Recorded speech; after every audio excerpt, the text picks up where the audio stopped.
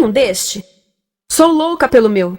Na verdade, adoro todas as minhas coisas. Já se perguntou de onde vêm todas as coisas que compramos e para onde vão quando nos desfazemos delas? Não conseguia deixar de pensar nisso, por isso quis saber mais sobre o assunto. E os livros diziam que as coisas se deslocam ao longo de um sistema. Da extração, para a produção, para a distribuição, para o consumo e para o tratamento de lixo. Isso tudo se chama a economia de materiais. Bem, estudei um pouco mais. Eu passei 10 anos viajando pelo mundo, atrás de pistas de onde vêm as nossas coisas e para onde vão. E sabe o que eu descobri? Esta não é toda a história. Falta muita coisa nessa explicação. Em primeiro lugar, neste sistema parece que está tudo bem, sem problemas. Mas, na verdade, é um sistema em crise, porque trata-se de um sistema linear. E nós vivemos num planeta finito. E não se pode gerir um sistema linear num planeta finito, indefinidamente. Em todas as suas etapas, este sistema interage com o mundo real. A vida real não acontece numa página em branco. Interage com sociedades, culturas, economias, o ambiente. E durante as etapas, a vida vai se chocando contra seus limites. Limites que aqui não vemos porque o diagrama está incompleto.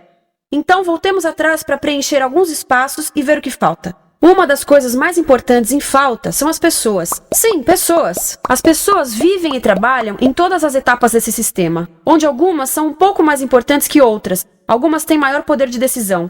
Quem são elas? Comecemos pelo governo. Meus amigos dizem que eu devia usar um tanque para simbolizar o governo, e isso é uma realidade em muitos países, e cada vez mais também no nosso. Afinal, mais de 50% dos nossos impostos vão para os militares. Mas vou usar uma pessoa para simbolizar o governo, porque acredito nos valores e na visão de que o governo deve ser das pessoas, pelas pessoas, para as pessoas. A função do governo é olhar por nós, cuidar de nós. Esse é o seu trabalho. Depois vem as corporações. O que leva as corporações a parecerem maiores que o governo é porque elas são maiores que o governo.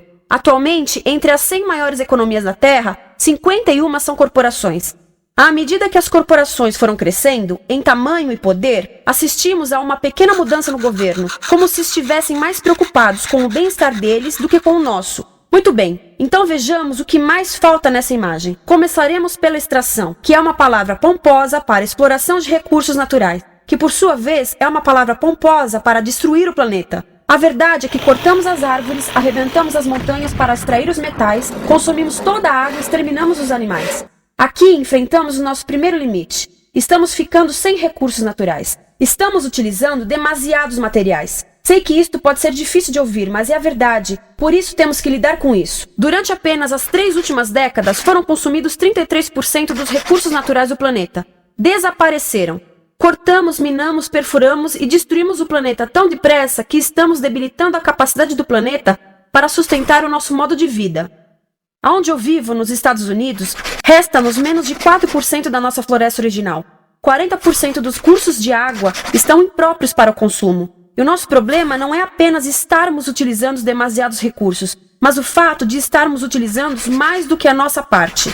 Temos 5% da população mundial, mas usamos 30% dos recursos mundiais. Se todos consumissem ao ritmo dos Estados Unidos, precisaríamos de 3 a 5 planetas. E sabem uma coisa? Só temos um. Então, a resposta do meu país a essa limitação é simplesmente ir tomar dos outros. Este é o terceiro mundo, que alguém dirá tratar-se apenas de uma expressão para designar o local para onde foram as nossas matérias-primas. E o que é que acontece?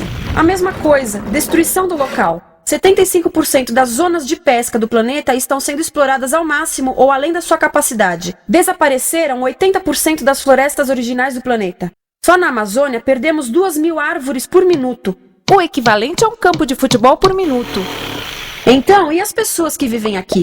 Bem, de acordo com esses sujeitos, eles não são donos desses recursos, mesmo que vivam lá há gerações. Não são donos dos meios de produção, nem compram muitas coisas. Nesse sistema, quem não possui nem compra muitas coisas não tem valor. A seguir, as matérias-primas seguem para a produção, onde utilizamos energia para misturar químicos tóxicos com recursos naturais para produzir produtos contaminados com tóxicos. Há atualmente no comércio mais de 100.000 químicos sintéticos. Apenas um punhado foi testado para avaliar o seu impacto na saúde, e nenhum foi testado em relação aos impactos sinérgicos na saúde, ou seja, a interação com todos os outros químicos aos quais estamos expostos diariamente. Por isso, desconhecemos o impacto total deles na saúde e no ambiente. Mas sabemos uma coisa: os tóxicos entram e saem. Enquanto continuarmos a introduzi-los nos nossos sistemas de produção industrial, continuaremos a inserir esses tóxicos nos produtos que levamos para nossas casas, trabalho e escolas, e claro, para nossos corpos. Como os BFRs, ou retardantes de incêndio à base de brometo, que tornam as coisas mais resistentes ao fogo, mas são super tóxicos. São neurotóxicos, ou seja, tóxicos para o cérebro. O que é que estamos fazendo usando esses químicos? Apesar disso, os usamos em nossos computadores, eletrodomésticos, sofás, colchões e até alguns travesseiros. Sim, pegamos nossos travesseiros, os revestimos com neurotoxinas, levamos para casa e dormimos por 8 horas com eles. Não sei, mas acho que num país com tanto potencial, poderíamos ter uma maneira melhor de evitar que as cabeças peguem fogo à noite. Sabia que essas toxinas vão se acumulando ao longo da cadeia alimentar e se concentram nos nossos corpos? Sabe qual é o alimento do topo da cadeia alimentar com o nível mais elevado de químicos tóxicos? O leite materno.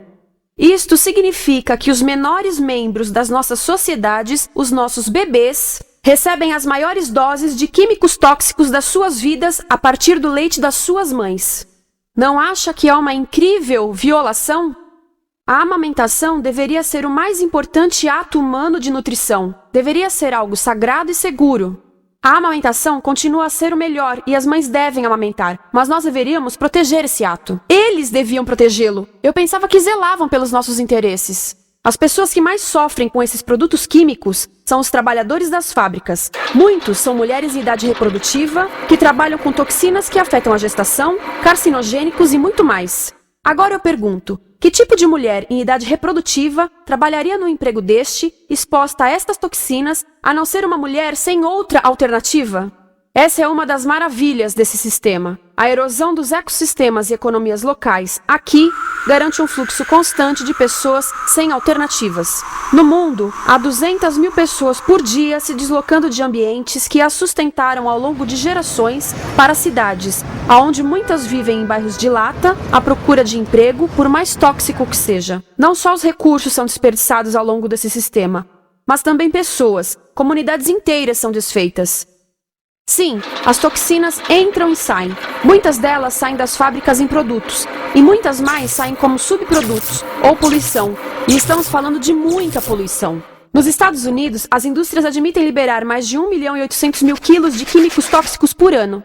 Deve ser muito mais, porque isso é o que eles admitem. Trata-se de outro limite, porque quem quer ver e respirar 1.800.000 quilos de químicos tóxicos por ano? Então o que eles fazem? Mudam as fábricas poluidoras para o estrangeiro, para poluir outros países. Mas, surpresa, grande parte dessa poluição volta para nós trazida pelo vento. E o que acontece depois de todos os recursos naturais serem transformados em produtos? Passam por aqui, para a distribuição, o que significa vender todo o lixo contaminado com toxinas o mais rápido possível.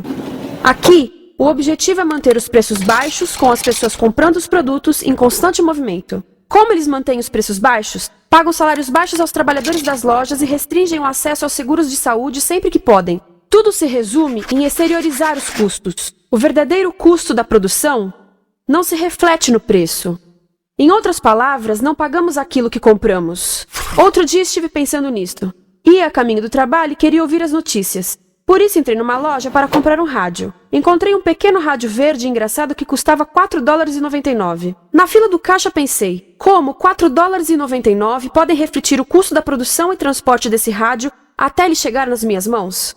O metal deve ter sido extraído na África do Sul. O petróleo provavelmente do Iraque.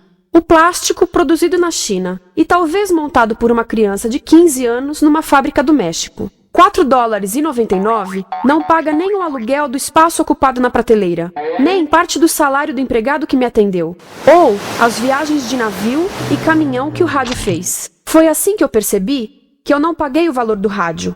Então, quem pagou? Estas pessoas pagaram com a perda do espaço dos seus recursos naturais.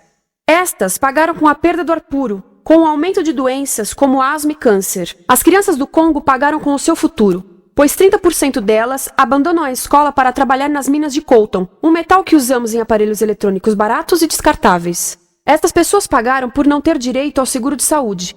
Ao longo desse sistema, pessoas contribuíram para que eu comprasse o rádio por $4,99, mas essas contribuições não são registradas por nenhum contabilista. É isto que eu quero dizer com exteriorizar o verdadeiro custo de produção. E isso nos leva à seta dourada do consumo. O coração do sistema, o motor que impulsiona. É tão importante proteger esta seta que se tornou prioridade daqueles dois sujeitos. É por isso que após o 11 de setembro, quando nosso país estava em choque, o presidente Bush poderia ter sugerido fazer luto, rezar, ter esperança, mas não, ele disse para fazermos compras. Compras! Nos tornamos uma nação de consumidores. Nossa principal identidade passou a ser de consumidores. Não mães, professores, agricultores, mas consumidores. Nosso valor é medido e demonstrado pelo quanto contribuímos para esta seta. Quanto consumimos. Não é isso que fazemos? Compramos, compramos, compramos. Manter os produtos circulando. E como circulam? Sabe qual a porcentagem dos produtos que circulam através desse sistema que ainda são usados 6 meses depois da venda na América do Norte? 50%? 20%? Não, 1%. 1. Em outras palavras, 99% das coisas que nós cultivamos, processamos, transformamos, 99% das coisas que percorrem o sistema são lixo em menos de 6 meses. Como é que podemos gerir um planeta com esse nível de rendimento? Mas não foi sempre assim. Hoje, o consumidor médio americano consome o dobro que há 50 anos. Pergunte à sua avó. No tempo dela, a boa gestão, a engenhosidade e a poupança eram valorizados. Então, como é que isso aconteceu? Bem, não aconteceu simplesmente. Foi planejado. Pouco depois da Segunda Guerra Mundial, estes sujeitos estudavam a forma de impulsionar a economia. O analista de vendas Victor Lebow articulou a solução que se tornaria a norma de todo o sistema. Ele disse: a nossa enorme economia produtiva exige que façamos do consumo a nossa forma de vida, que tornemos a compra e uso de bens em rituais, que procuremos a nossa satisfação espiritual, a satisfação do nosso ego no consumo. Precisamos que as coisas sejam consumidas, destruídas, substituídas e descartadas a um ritmo cada vez maior. O conselheiro econômico do presidente Eisenhower disse: o principal objetivo da economia americana é produzir mais bens de consumo. Mais bens de consumo? O nosso principal objetivo? Não é providenciar cuidados médicos, ou educação, ou transportes seguros, ou sustentabilidade, ou justiça? Bens de consumo? Como é que eles nos fizeram adotar esse sistema de forma tão entusiástica? Bem, 2 das suas estratégias mais bem-sucedidas são a obsolescência planejada e a obsolescência perceptiva. A obsolescência planejada é uma outra forma de dizer criado para ir para o lixo. Eles fazem as coisas de modo que sejam inúteis tão rápido quanto possível para jogarmos fora e voltarmos a comprar. Isso é óbvio em sacolas ou copos de plástico, mas verifica-se isso em coisas maiores como esfregões, DVDs, máquinas fotográficas, churrasqueiras, quase tudo. Até computadores. Já reparou que quando compra um computador, a tecnologia muda tão rápido que em poucos anos se torna quase um impedimento para a comunicação? Fiquei curiosa e abri um desses computadores para ver o que tinha dentro. E descobri que a peça que se muda a cada ano é apenas uma pecinha no canto. Mas não se pode mudar apenas essa peça, porque cada nova versão tem um formato diferente. Tem que jogar tudo fora e comprar um novo. Estive lendo sobre o design industrial da década de 50, quando a obsolescência planejada começou a aparecer. Esses designers eram muito claros sobre o assunto. Chegavam a debater quão rápido conseguiam que um aparelho avariasse, mas de modo que o consumidor mantivesse fé suficiente para ir comprar outro. Foi tão intencional, mas as coisas não avariam suficientemente rápido para manter essa seta funcionando. Por isso existe também a obsolescência perceptiva. A obsolescência perceptiva nos convence a jogar fora coisas que ainda são perfeitamente úteis. Como fazem isso? Mudam a aparência das coisas. Por isso, se comprou suas coisas há alguns anos, todos percebem que você não tem contribuído para essa seta. E como o nosso valor depende da nossa contribuição para essa seta, isso pode ser embaraçoso. Por exemplo, se eu tiver o mesmo monitor de computador gordo e branco na minha mesa por 5 anos e a minha colega tiver comprado um computador novo, ela vai ter um monitor plano brilhante que combina com o computador, com o celular e até com as canetas. Ela parece estar operando uma nave espacial e eu pareço que tenho uma máquina de lavar na mesa. A moda é outro bom exemplo. Já se perguntou por que os saltos dos sapatos das mulheres passam de largos para finos num ano e no próximo de finos para largos? Não é por haver um debate sobre qual deles é mais saudável. É porque usar saltos largos num ano de saltos finos mostra que você não contribuiu recentemente para a seta.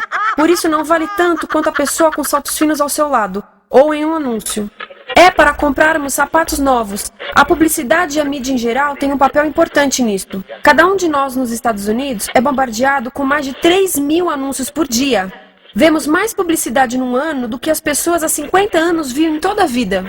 Qual é o objetivo de um anúncio se não nos fazer infelizes com o que temos? Por isso, nos dizem 3.000 vezes por dia que nosso cabelo está errado, nossa pele, nossa roupa, nossos móveis, nossos carros, nós estamos errados. Mas tudo se resolve se formos às compras.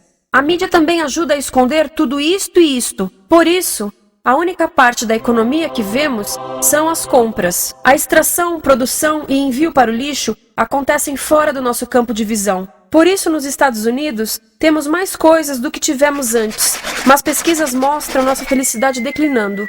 Nossa felicidade teve seu pico na década de 50, a mesma época em que a febre consumista explodiu.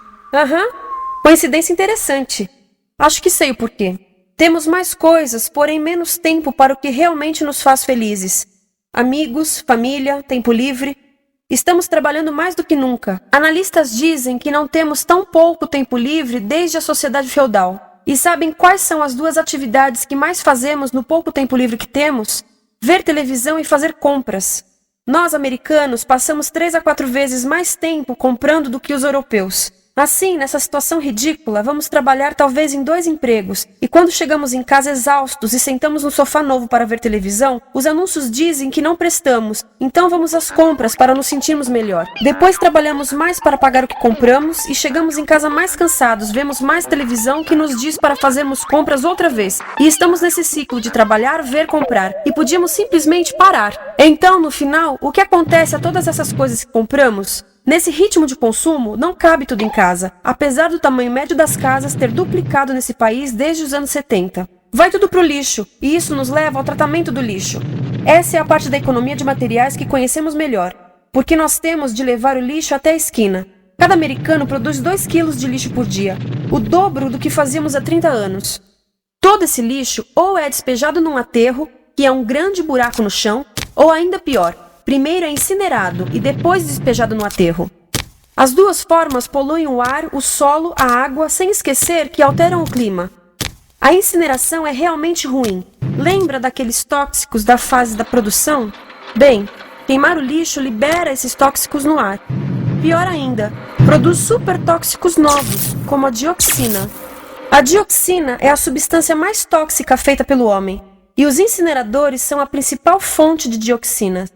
Isso significa que podemos parar a principal fonte da mais tóxica substância conhecida e feita pelo homem, simplesmente parando de queimar o lixo. E podemos parar hoje. Algumas empresas não querem criar aterros e incineradores aqui. Por isso, também exportam os resíduos. Então, e a reciclagem? A reciclagem ajuda?